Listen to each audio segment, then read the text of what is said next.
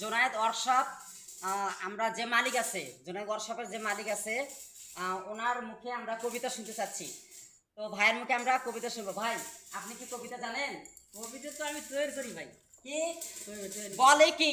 প্রিয় দর্শক, বলে কি মানিক ভাই? বলে কি মহাজন? বলে কি উনি কবিতা শুধু জানেন না, উনি কবিতা তৈরি করে। প্রিয় দর্শক, মানিক ভাই আপনি চাপ নেবেন না, প্রেশার নেবেন না, ঠিক আছে? আপনার মতো করে আপনি কবিতা বলেন। প্রিয় দর্শক, আমার বড় ভাইয়ের মুখে কবিতা শোনেন। আমি তো অনেক রকমের কবিতা তৈরি করছি। জি ভাই। এই যে আমার বহু কবিতা আছে, তার কবিতার মধ্যে প্রথম কবিতার নাম কিস্তি। আচ্ছা।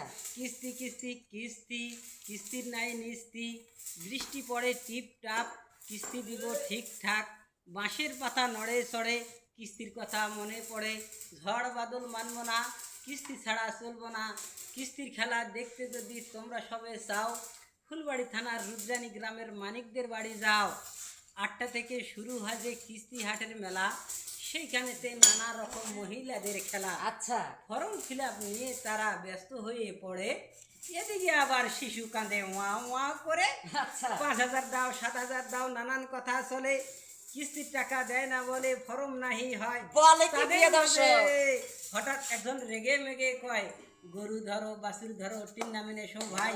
সব ঝামেলার পরে কিস্তি হাঁটি মেটে, স্বামী কয় কিস্তি দিলে কত, তোমার শুনে কাজ নেই, বাড়িতে গেলে চলো।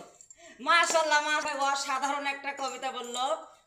উনি এই কবিতাটা নিজেই রচনা করেছেন, নিজে লিখছেন এবং নিজেই বললেন। তো মানিক ভাইয়ের জন্য আবারও হাততালি দিচ্ছি। তো ওনার জন্য দোয়া করবেন।